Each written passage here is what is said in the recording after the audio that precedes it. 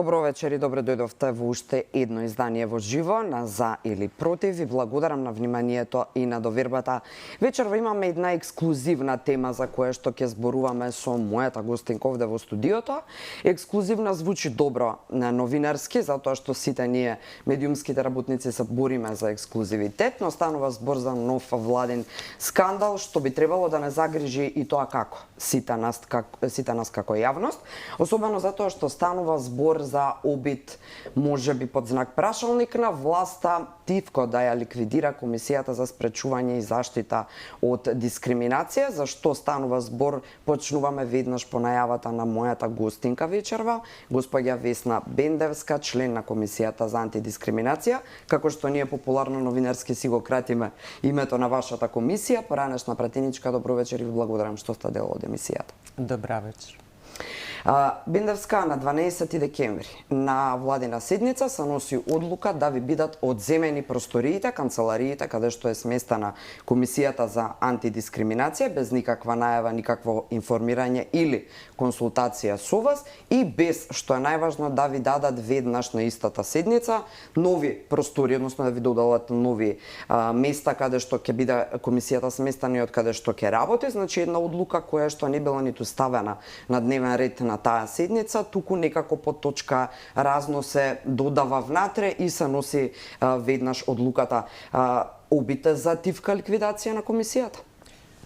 Па нема да шпекулирам која е вистинската причина за овој преседан. За нас беше шокантно.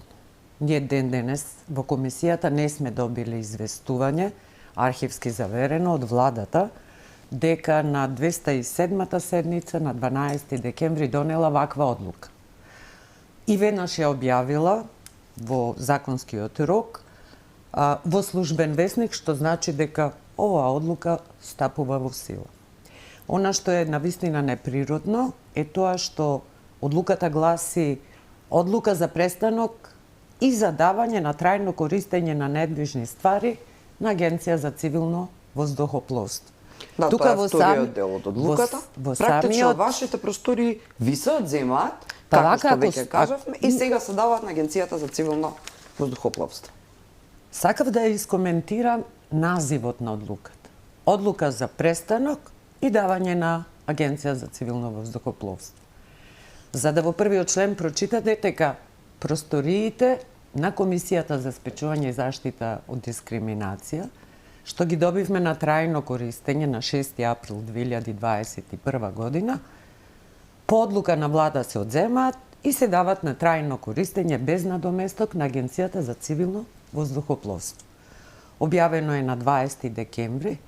Она што е уште пофрапантно е што рокот за иселување на комисијата, без да се доделат нови простори и без вие да бидете воопшто информирани, без да сме воопшто информирани, изнесува 8 дена. Значи, стапува на сила 20, веднаш по објавата во службен весник, 20 декември, и тогаш вие имате 8 дена за да се иселите. На 28 декември требаше да бидеме иселени. Толку беше шокантно, бидејќи разбравме од кога двајца представници од агенцијата дојде и прашаа до каде сте со солидбата. Не можевме да веруваме што слушаме. И се разбира дека веднаш почнавме да бараме одговори. Председателот и заменик председателот стапија во контакт со представници на владата и дознавме дека по точка разно на 207-та седница, речиси при крај, директорот на службата за општи и заеднички работи на владата предложил овие простори кои ги користи комисијата да бидат дадени на користење на Агенцијата за цивилно воздухопловство. Предпоставувам дека оној што ја водел седницата, иако во службен весник стои својрачен подпис на председателот на владата Димитар Ковачевски. Освен што вие велите, и тоа е легитимно, дека не сакате да се впуштате во шпекулации за причините, ќе дозволам јас да наведам, се обидувам да разберам што би можело. Не да наведам, туку се обидувам да си објаснам себе си како е можна една ваква преседантска ситуација. Значи, комисијата де факто и бодеше очи на власта, ако може така народски ова да го поедноставно објаснам, со одлуките ваши, односно вашите мислења на тема бугарските клубови преценивните имиња. Понатаму на тема учебниците, недостаток од истите, најавивте и тужба против МОН, и тоа сериозно ги вознемири властите, особено во образовниот сектор. Од нигде никаде вие сте институција, значи, која што е една од можеби единствените две покрај антикорупцијската комисија. Вие кои добивте највисоки оценки од последно во извештајот од ЕУ за напредокот на Македонија и други релевантни меѓународни организации.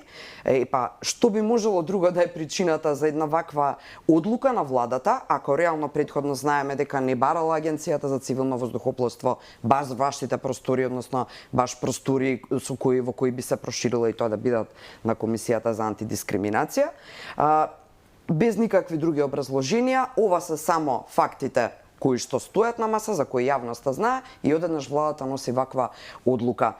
Се уште нема да сакате да се впуштате во шпекулации? Се уште на јавноста ми се чини дека веќе е јасно, еве и после овие 2 минути од старт на интервјуто, за што станува збор? Она што ме фрапира е недостатокот на образложение. Зошто се случува тоа? Кога ги добивавме на трајно користење овие простори, тогаш бев и во носе функција председателка на комисијата, ги објаснивме основните индикатори што треба меѓу другото да ги задоволуваат сите тела за еднаквост, собрани во европска мрежа, така наречена Еквинет, и тоа се стандарди кои треба секоја влада да ги почитува.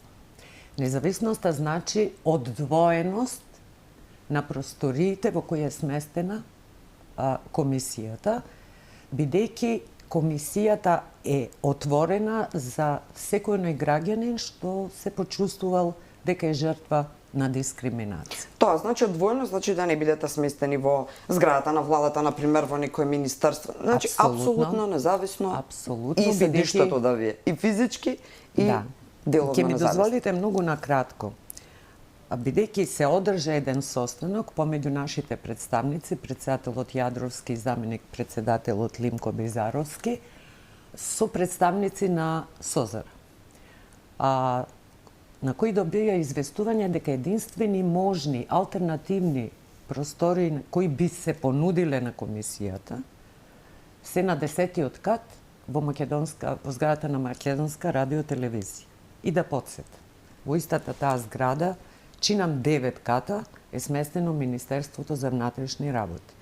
Таму освен државни агенции и канцеларии има и Министерството за правда. До сега во овие речиси 1000 представки за заштита од дискриминација, многу често ги добиваме против институциите, бидејќи се разбира дека потенцијален дискриминатор може да биде само носител на некаква моќ, општествена, политичка, партиска, економска моќ. Затоа е битно, за да можат граѓаните да се чувствуваат слободни да дојдат без притисок, да поднесуваат представки, да побараат мислења, треба да сме одвоени. И кога веќе после 2,5 години интензивно постоење и работење на комисијата, граѓаните веќе научија каде сме сместени и се почесто лично доаѓаат за да поднесат представка.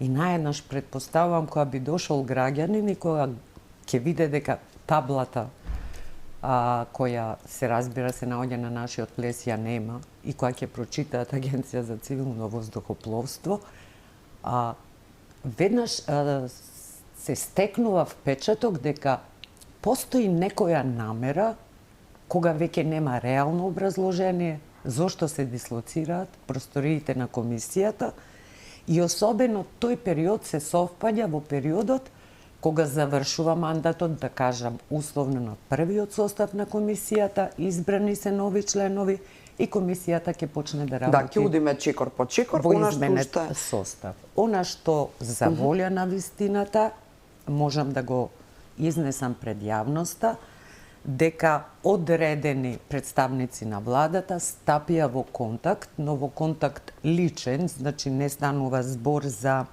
институционален контакт, кога би добиле некаков допис архивски да го завериме, дека на последната седница во вторникот владата ја разгледала информацијата што ја доставивме не само до владата, туку и до секој министер поединечно, и до собранието како тело кое не избира, и до секој пратеник поединечно, да известиме што се случува на оваа тема.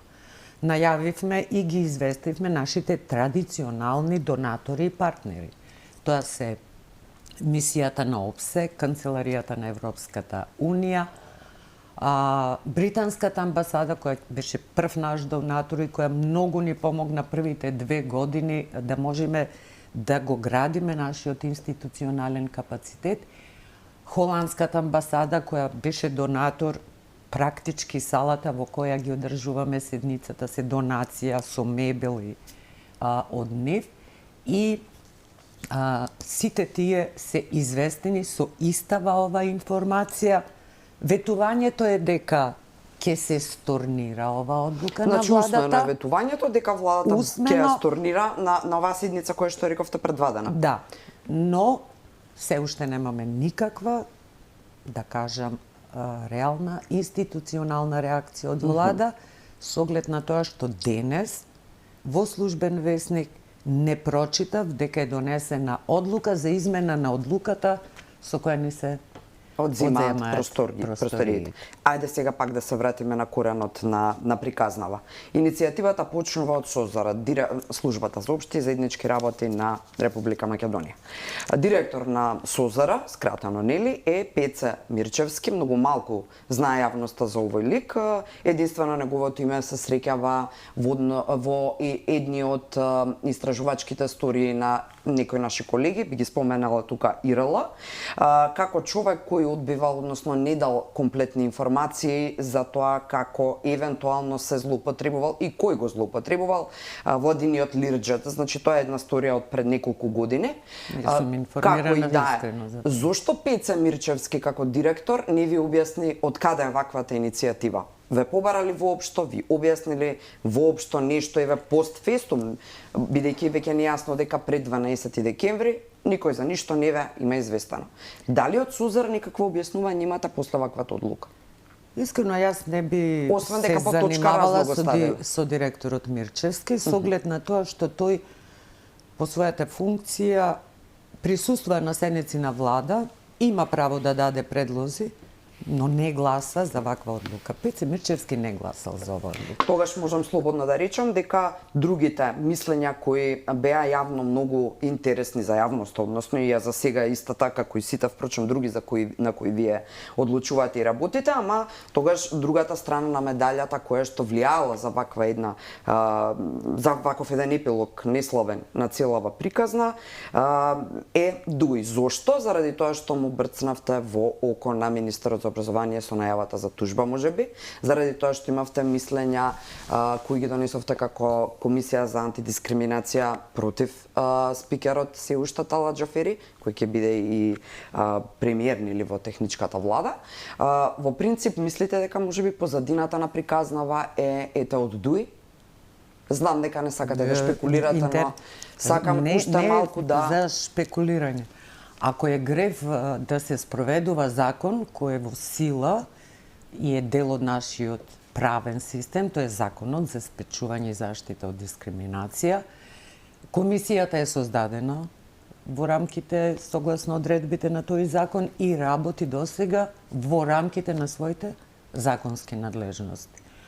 Би било погубно доколку одлуките кои се засноваат на законски надлежности се причина за ваков удар кон една комисија која во последните два извештаи со ред и од страна за напредокот на Република Македонија, од страна на Европската комисија и од страна на ЕКРИ и од барометерот за еднаквост кој се мери секоја 5-та година, имавме промоција во скоро време и со задоволство можам да кажам дека граѓаните ја избираат комисијата како тело во која најчесто би веруваат и би поднеле представка за заштита од дискриминација. Тоа е фрапантен успех.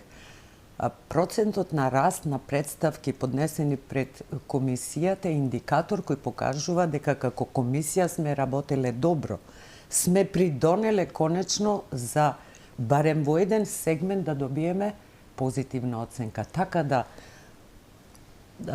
предметите кои, како ги викате со имињата на бугарските клубови, да подсетам, ние бевме првата институција која институционално реагираше на таквата вознемирувачка провокација, но да не заборавиме веднаш по нас Собранието донесе измени на законот за здруженија и фондации.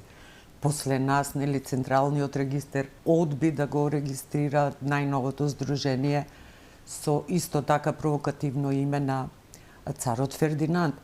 Значи, мене ми е драго што како комисија, тоа и во рамките на надлежностите на комисијата, да придонесуваме за позитивни општествени промени. На овие процеси кои треба да бидат вообичаени. Ако е тоа цената за ваков удар кон комисијата, не е коректно.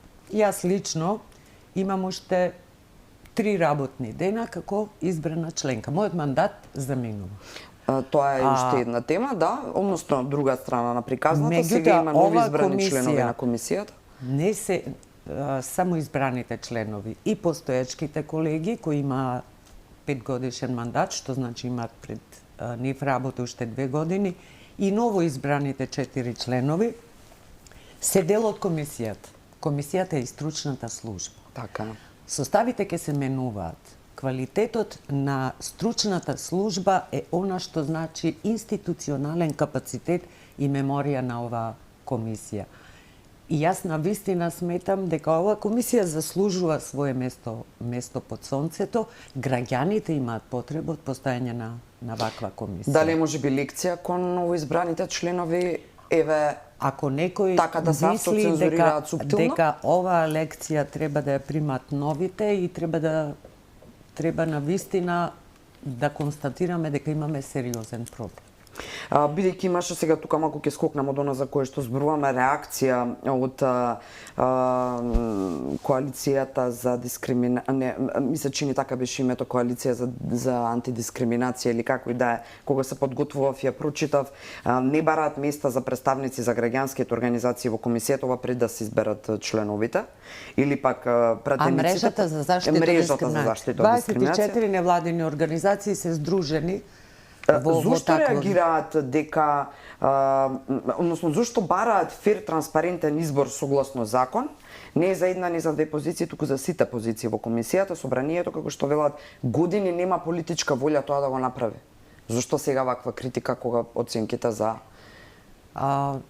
Јас се проследив тогаш јавната изјава на мрежата за заштита од дискриминација. Таму членуваат еминентни и докажани невладини организации кои години наназад работат на полето на заштита на одредени маргинализирани групи и на вистина во нив работат луѓе кои се докажани на полето на работа на промоција на еднаквоста и заштитата од дискриминацијата.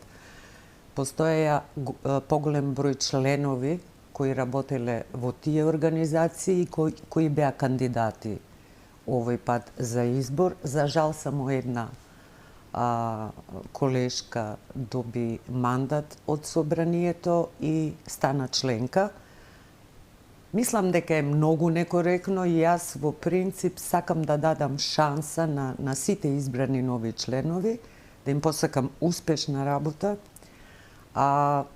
да им дадам, ако дозволат, едно мислење дека од нивниот личен интегритет и од нивното постапување зависи конечно она што се вели обезбедување, овозможување, подобрување на поглавје 23, кое во овој момент сме нели под мониторинг, бидејќи комисијата е дел од правниот систем, законот е дел од тој сепкупен правен систем и навистина одлуките ќе мора да се носат независно, со интегритет и во интерес на жртвите од дискриминација. Само и само така ќе придонесуваме за зајакнување на капацитетот како општество да одговориме на навистина огромното ниво на застапеност на дискриминацијата како негативна општествена појава. Ќе зборуваме и за процентуално какви типови на приставки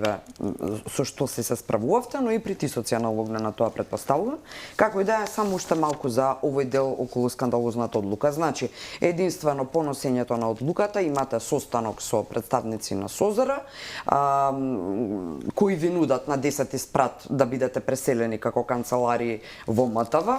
Веќе го издискутиравте моментот дека таму е МВР на 9 спрата и дека е практично и физички непристапен начинот за лица со попречености до 10 спрат да се качуваат за да поднесуваат приставки, но и самиот психолошко, социолошки, општествен момент дека е во зграда каде што е МВР, каде што е полиција, за која верувам дека имате еден куп приставки за дискриминација.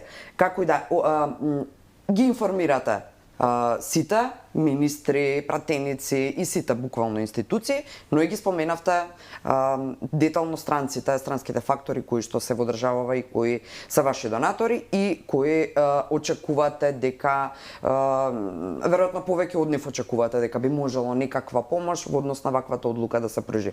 Се случи ли нешто во меѓувреме? Претпоставувам дека се уште за една работа фрапирани од Македонија, тоа е ова, веројатно не им се ни верува што се случува и како вака ви иселува там блок од канцелариите. Какви се реакциите на на донаторите? Ке се заложат за нешто да се направи? Едноставно беа навистина запрепастени од информацијата што им ја дадовме и од начинот на кој се уште дознаваме посредно за она што одлучила владата. Јас сакам да верувам. Едноставно, веројатно сум непоправлив оптимист дека ќе увидат представниците на владата својата грешка и дека ќе се коригира. Од Ковачевски немате никаков повратен одговор? До овој момент не. Од Артан Груби можеби? Како ете прв заменик негов? Па сега не би лицитирала со имиња, се знае кои се членови на која што е прв членови човек на влада.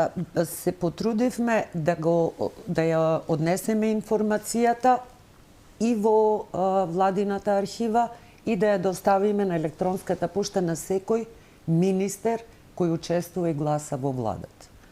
Реакцијата, барем неформална, е позитивна дека ова одлука ќе биде коригирана. Очекувавме тоа да се случи на седницата во вторник, со оглед на тоа што се наближува моментот кога ќе треба да се формира и новата техничка влада.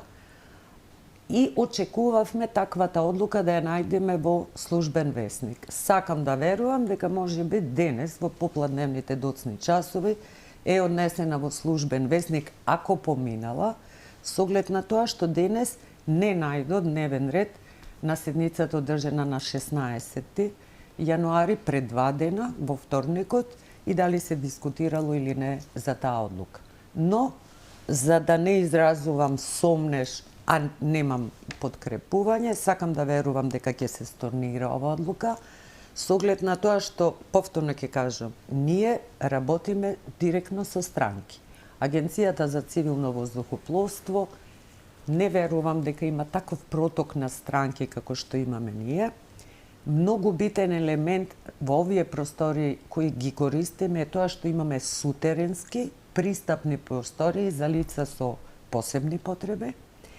И за прв пат во овој буџет, иако е една од законските надлежности, за прв пат добивме во буџетот ставка за приспособување на внатрешните простори, галеријата, односно сакаме хидрауличен лифт да направиме пристап и до галеријата, за да можат странки со физичка попреченост да им ги направиме достапни. Ние сме конечно, согласно закон, единствената институција со мандат да мониторира пристапност физичка на сите други и приватни државни институции.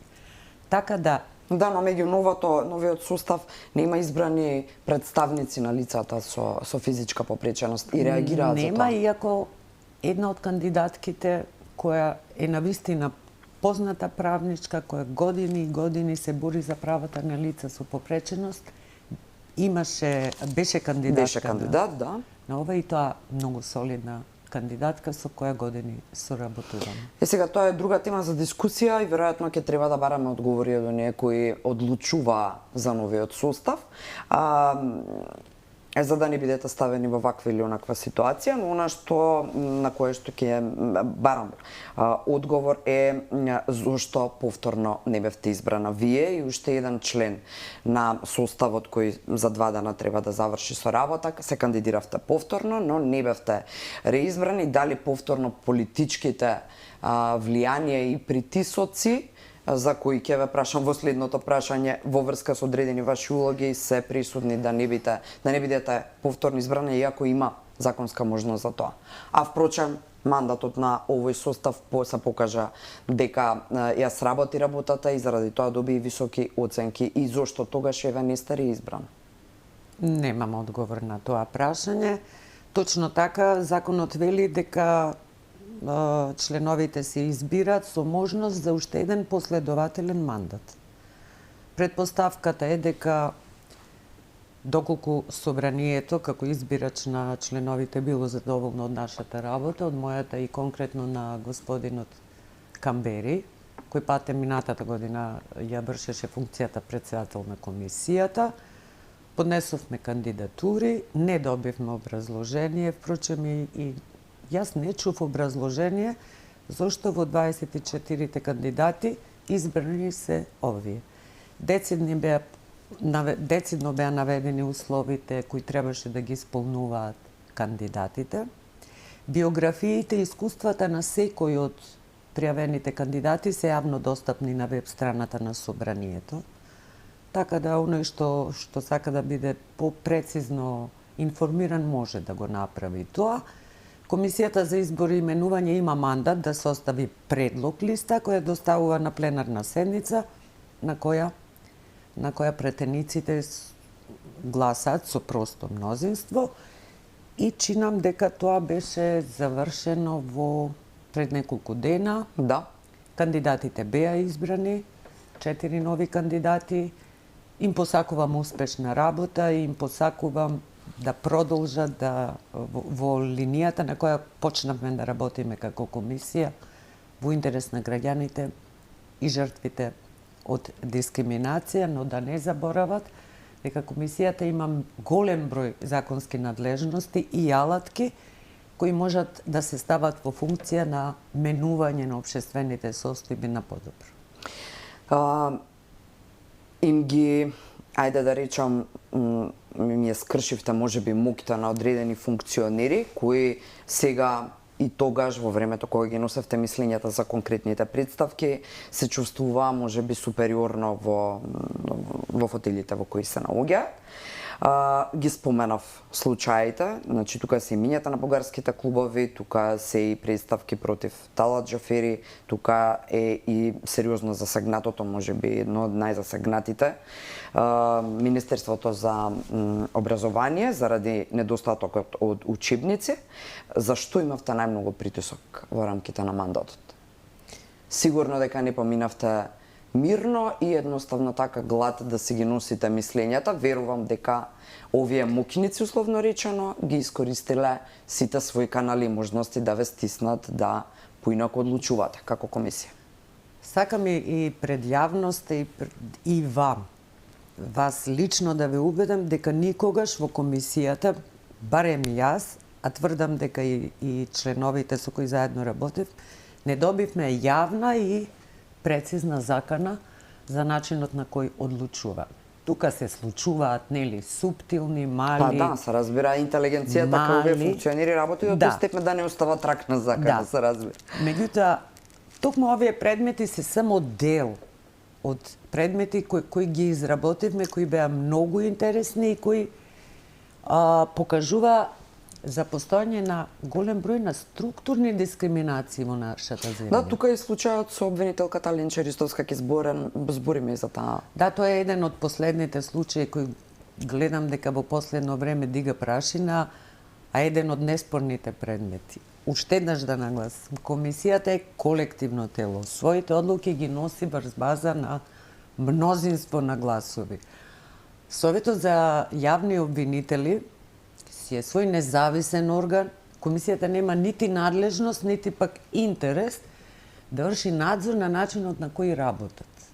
Се до оној момент додека не постои оправдан сомнеш дека при носењето на своите одлуки се користеле со дискриминаторски практики. Тогаш тука настапува комисијата, имаме законска процедура, ја следиме законската процедура и носиме мислење.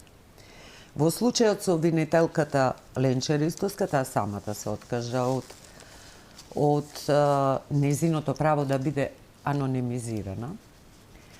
Откривме продолжена директна дискриминација. Да, ќе зборуваме, сакам уште малку да се обидам да го добием изворот на притисокот кој го имавте. Значи, повеќе удривте повеќе ги повредивте суетите кога носевте мислење, на пример, на тема имињата на бугарските клубови, па тогаш бевте под притисок суптиле? Не, тогаш јас јавно кажав дека притисокот доаѓаше од страна на па дури ми се чини и државјани на Република Бугарија, за кои потоа добија и забрана за влез во Република Македонија. Заканите беа навистина, јас ги документирав и ги доставив по мојот живот. Има епилог во врска со тие ваши пријави? Па нема епилог. Никаква информација немате? Предистрага, собирање докази, никаква информација немам. Сакам само да потенцирам дека во тој момент бе представник на комисијата по тематската подгрупа формирана од влада во рамките на Министерството за надворешни работи. Да, беа 4 групи. 4.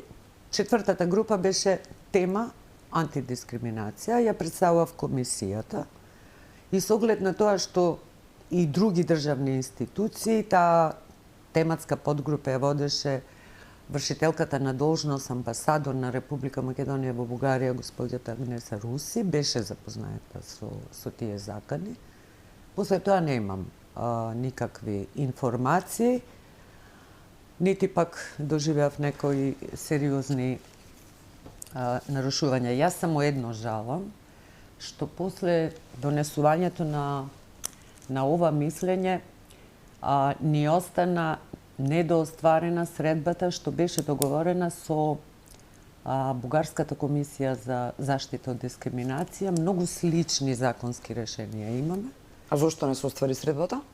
Средбата не се оствари, требаше баш на промоција на почетокот на декември, 4 декември, го промовиравме заедно со нашите партнери, тоа се мисијата за ОПСЕ и Македонскиот центар за меѓународна соработка, барометерот за еднакви можности, кои се секоја 5-та година се објавува и ја мери состојбата со еднаквоста и дискриминацијата. Тогаш имавме намера, значи во рамките на тие 2 дена активности за промоција на барометерот, да бидеме домакини на Бугарската комисија, одбија да дојдат. Иако постоеше можност ние како комисија да ги посетиме во Софија, жалам, до таква средба не дојде. Со последно моје информирање дека таа средба ќе биде организирана во 2024 година. Ова е само во насока дека... Значи обиди за одложување да се соочите и да се сретнете. Дека е многу добро овие комисии да се сретнат и многу е добро борбата против дискриминација да се остави на телата за еднаквост. Во рамките на своите законски надлежности многу полесно ќе можат, се надевам, да... А веројатно уште еден доказ дека ниту нивните тела не се независни од политиката на нивната држава. Тие се постаро тело од нас, постаро тело од нас. Соработуваме безмалку од Словенија надолу со сите тела за еднаквост.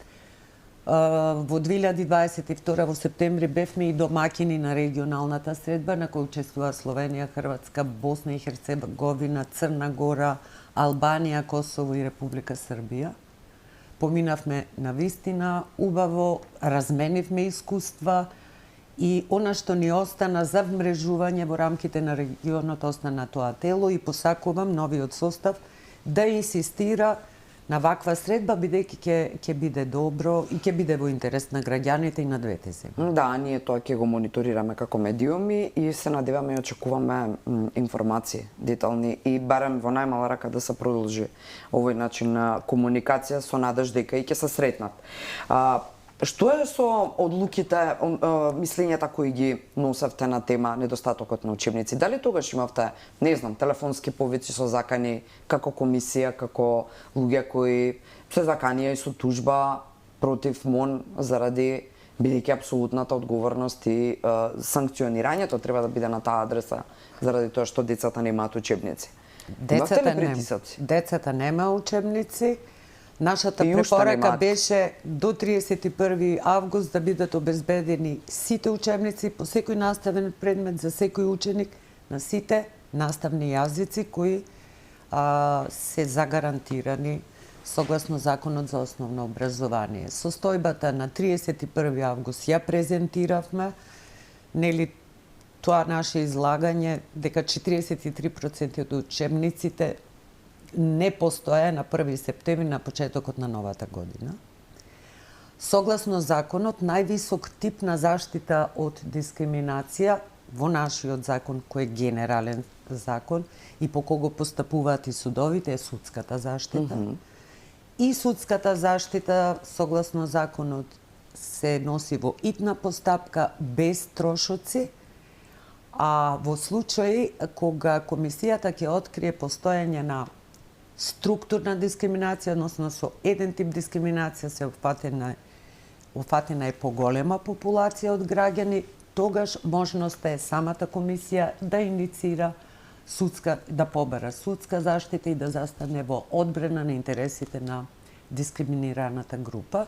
Тоа е така наречена постапка за заштита од дискриминација Actio Popularis. Во тој случај, на почетокот на септември, мислевме дека е добро и комисијата донесе одлука да отпочне со подготвување на таа тужба. Во меѓувреме, се разбира, ние сме комисија се уште со многу ограничени материјални и човечки ресурси, за да напишете една тужба, еден поднесок за тужба, особено за тужба за заштита од дискриминација, потребни се специфични знаења, мал број адвокати работат на таа тема. Добивме поддршка од определени наши традиционални партнери и соработувачи, но како што се менуваше ситуацијата, односно како што министерот за образование изјавуваше дека уште толку учебници се обезбедени, ќе се обезбедат или дообезбедат. Патем и ден денес постои недостиг на определен број на учебници, Апсолутно. но опфатот и опсегот на учебници кои не достигат, барем согласно информациите добиени од Министерството за образование и наука, се намали. Комисијата на една од претходните седници разговараше за дали е во рамките на сега изменатите ситуации, дали вреди да се започне и да се продолжи со таа постапка за Actio Popularis од страна на комисијата. И комисијата со мнозинство гласови донесе одлука да се откаже од понатамошни активности за поведување на да побара судска заштита за недостигот на учебници. Јас морам да го изразам својот став. Немам никаков проблем со тоа, бев против, затоа што сметам дека... Вие бевте единствената надеж како комисија дека може би работите ќе мрднат малку од малку ако нели институционално одговорноста се оправданоста, односно неоправданоста, да во случај судот одлучи дека не била оправдана постапката, поднесената тужба Actio Popularis, тогаш товарот на трошоците и на се разбира на нивните, не знам дали државен правобранител ќе користеше Министерството или може да користат и адвокати, комисијата не е во состојба да ги подмери тие трошоци. Јас жалам што се откажавме. Тоа ќе беше прв случај каде што ќе покажеме дека постојат законски решенија и постојат можности граѓаните и поголеми групации на граѓани да бидат заштитени во рамките на нашиот судски систем. Јас верувам дека и судовите од ден на ден се повеќе стануваат свесни дека имаат значителна улога во рамките на пружање на заштита од дискриминацијата, бидејќи состојбата со бројот со констатираните типови и видови на дискриминација на вистина загрижувачка. Да се надеваме дека ваквите ограничувања финансиски, ваквите преседански чекори од земање без најава, без ништо и без образложение на канцелариите ваши и како и да е, не се патека која води кон апсолутно задушување на единствените, можеби, две институции во кои најмногу верува обичниот човек и во кои гледа најмногу спас, еве вака народски, и излез во ситуација на дискриминација, во ситуација на корупција, како што е за што е надлежна антикорупцијската комисија. Два пати ми алармираат од режија, мораме да направиме пауза за реклами. Почитувани Весна Бендевска вечера во За или против, останете на Алфа, се враќаме за кратко.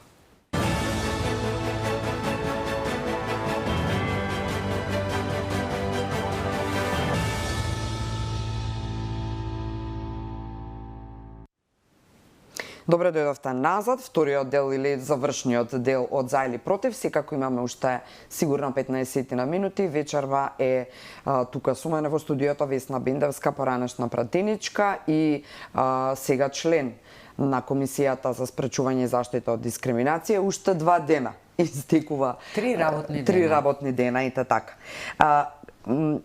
За оние кои сега се вклучуваат, прво ве представувам како поранешен пратеник, затоа што во првиот дел од емисијата, сакале или не, моравме да ги поврзаме овие апсурдни одлуки на владата последни за одземање на вашите канцеларии со политичка позадина, бидејќи друга реална практична причина нема. Јас ги поврзувам, вие се држите на страна во политичката коректност. Сега би било уште подиректна и морам да бидам уште подиректна и да ги заокружим овие политички делови на вашата актуелна функција и евентуалниот развој на настаните последниве 2 години од како сте член на комисијата и релациите со владачката партија, односно СДСМ, чии пратеники бевте своевремено. Значи, оној цитат кој што или одговор на прашање во едно интервју, конкретно за 360 степени на премиерот Димитар Ковачевски, зачуди многумина, особено заради тоа што беше широк одговор на прашањето, прилично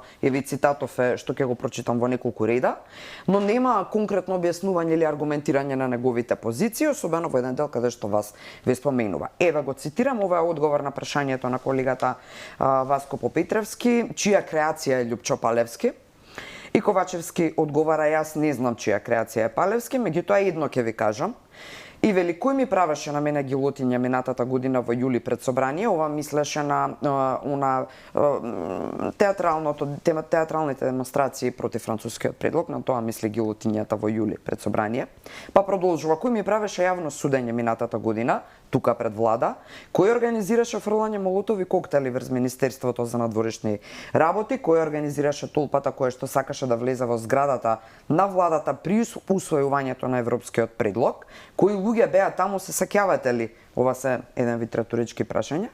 И сега вели: морав се да исчитам за да дојдеме довде. Се сеќавате дека таму беше и тој Палевски што го споменувате, му се обраќа на Попетревски, и председателот на Левица, и председателот на ВМРО ДПМН, и представници на медиуми, и еден член на Државната комисија за спречување на дискриминација, овде мисли на вас.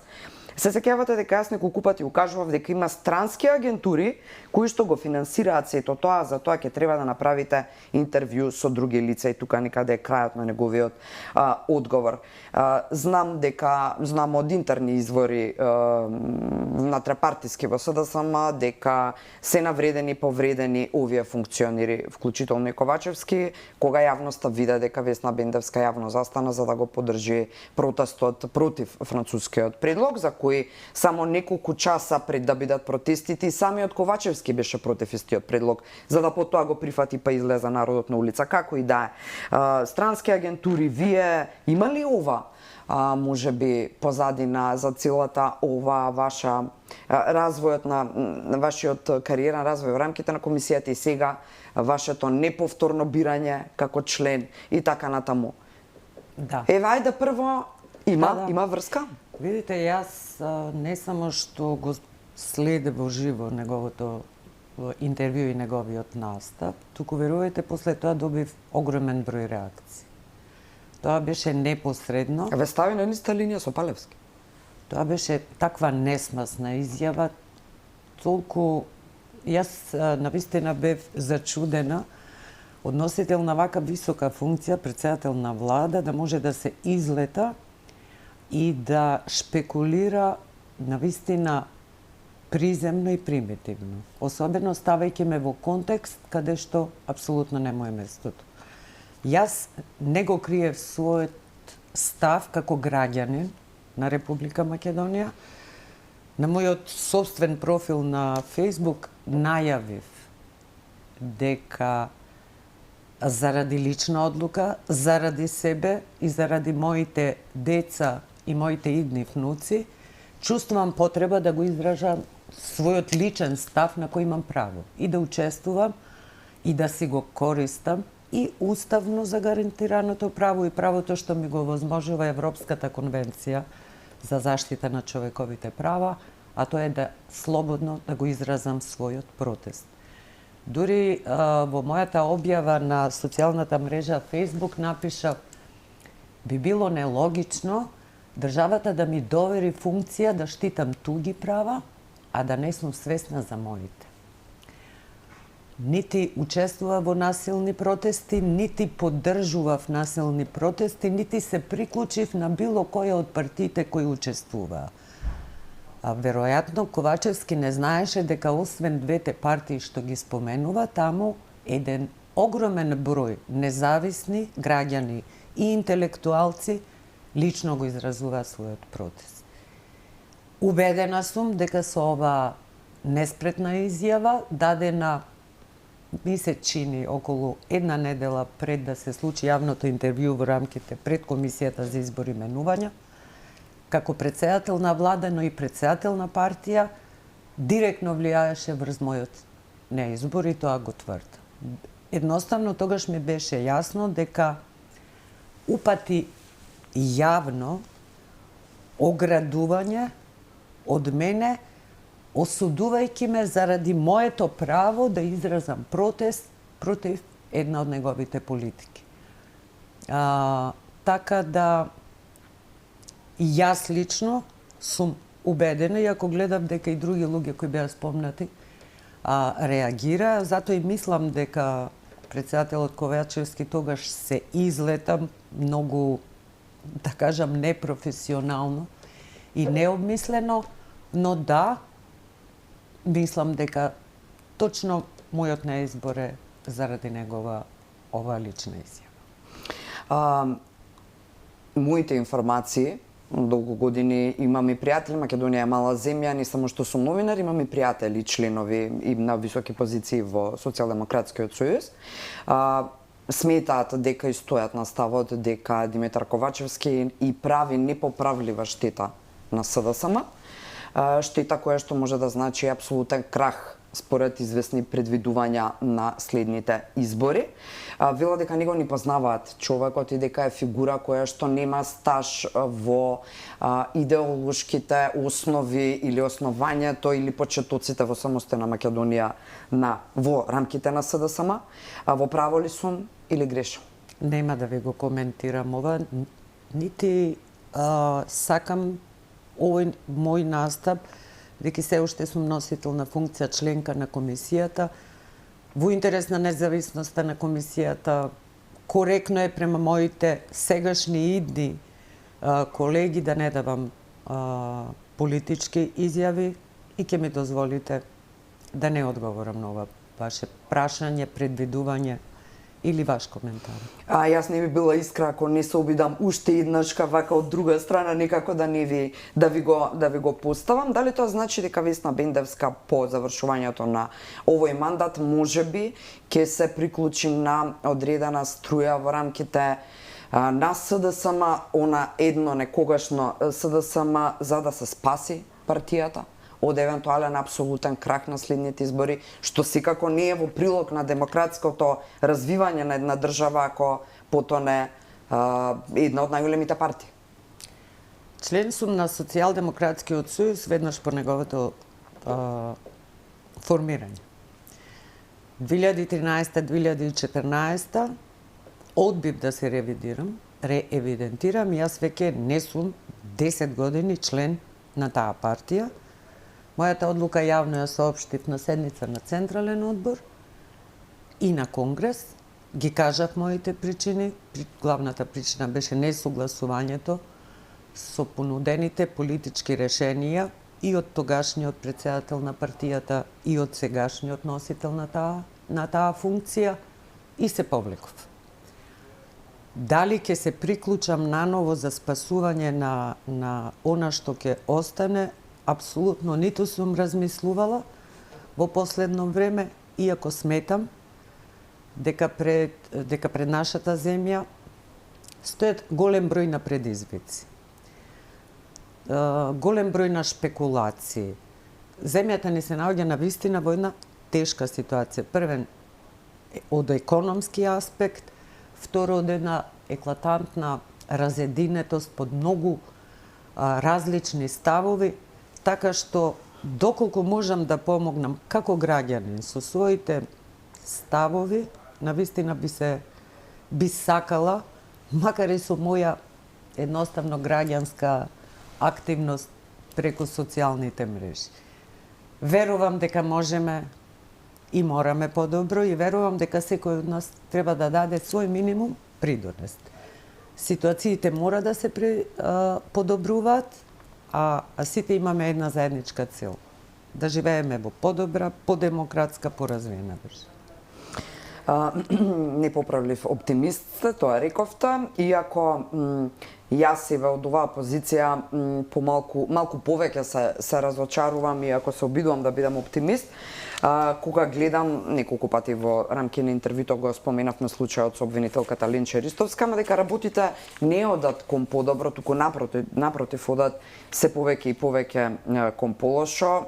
Ако можеме најблиску да погледнеме од начинот или ајде најдалечната точка, за да не се враќаме многу назад, а има многу за враќање, од изборот на јавниот обвинител па наваму, понатаму членови на Советот на јавни обвинители и слично, но што е последно актуелно на тема случајот после вашето мислење во врска со Ленче Ристовска е дека сте дадени на управен суд како комисија заради вашата одлука или вашето дадено мислење на тема обвинителката. Сакам да го прокоментирам ова, бидејќи е и апсурд, и смешно, и преседан, и неправно, и не знам како да го наречам.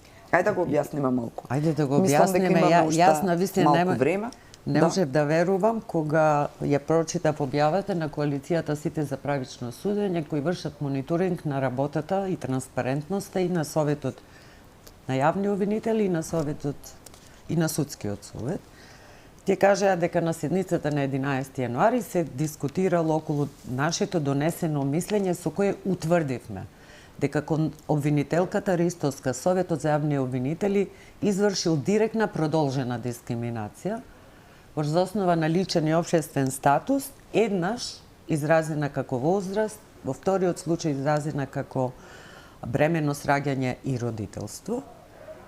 Што е потежок вид и форма на дискриминација извршена од страна на Советот на јавни обвинители и представувана од тогашниот претседател Јолевски. Но утврдивме и вознемирување во вид на дискриминација, се работеше за онаа позната јавна изјава, каде што на прашање зошто во јули месец не е избрана обвинителката Ристовска неунапредена во висшето обвинителство, тој едноставно кажа премногу е млада.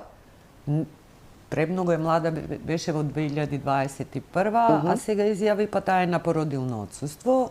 Бременоста е една од најзаштитените дискриминаторски основи и со конвенција за мајчинство и со сите можни меѓународни инструменти кои гарантираат еднакост и недискриминација. Мислењето како мислење,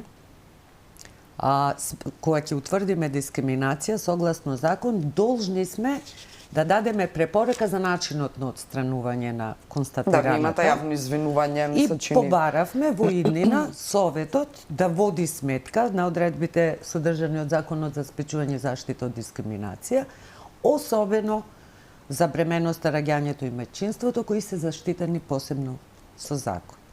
И втора препорака беше кон поранешниот председател во свое лично име и во име на Советот што го представувал, писмено да и се извини на обвинителката Ристовска за вознемирувачкиот говор што го користил во јавна изјава во рокот 30 дена од добивањето на ова мислење и затоа писмено да не извести. Морам до крај да бидам коректна, тие 30 дена поминаа на 12 јануари. Нашето лично искуство со поштенските услуги на вистина, ние чекаме повратница за да можеме да почнеме да го нотираме како тече тој рок. Меѓутоа, она што ме запрепасти е кога коалицијата сите за правично судење кажа дека на 11 јануари Имаме само уште една минута, чисто ќе бидам само многу да кратка. Советот расправале, се слушнале многу тешки зборови околу мислењето, немаат намера да го исполнат бараното и ќе не даделе на управен суд. Не Дали сакам да Советот на верувам. јавни обвинители се занимава со мислењето на комисијата покрај толку многу страшни Најкратко и јасно. состојби во правосудниот систем? Мислењето како акт кој произлегува, кој е дадено од страна на нашата комисија, не е управен акт за да може да расправа Уставен суд. Да им помогнам Па на значи уште колегите. пострашно дека се апсолутно Уште на неписмени 3 обвинителите февруари. кои се внатре? Многу е тежок зборот Еве, што јас го го велите, кажувам. не знам. И па како може да дадете мислење на очекувам, управен суд? гледајте, управен суд веќе разговарал за истото тема. Некој поднел иницијатива за предуправен суд против наше мислење и тие на 3 февруари кажале, постапувајќи по тужбата, судот ви укажува дека актот кој произлегува од комисијата не е управен акт и не можеме да постапуваме. Ако им олеснавме на Советот на јавни обвинители, јас ќе бидам задоволна. Меѓутоа, дел сме од ист правен систем. И Советот, и комисијата сме дел од ист заеднички правен систем. Вакви навреди, укажувања, изразување на арогантни ставови не користат никому. Конечно, во овој широк систем на правораздавање, како што сакаат да го наречат правниците, мора да сватат дека и тие како членови на Совет подлежат под генералниот закон за спречување и заштита од дискриминација. Културно, како што и професионално сте на функцијата уште 3 работни дена, фино им се обративте. Она што јас ќе го заокружам на вашиот одговор последен е дека сум фрапирана, извадена од памет, можам да речам, од неписменоста на членовите во Советот за јавни обвинители, од фактот дека истата таа можеби постои, а веројатно и постои и во другите институции од правосудниот систем во кои ние гледаме и очекуваме правда, одбрана и процесуирање на нашите постапки, односно заштита на граѓаните, како и да се надеваме дека еден убав сончев ден на сето ова ќе му се стави крај, дека ќе се случат реизбори и дека вистински луѓе стручни, пред се писмени, правно писмени ќе седат на тие позиции.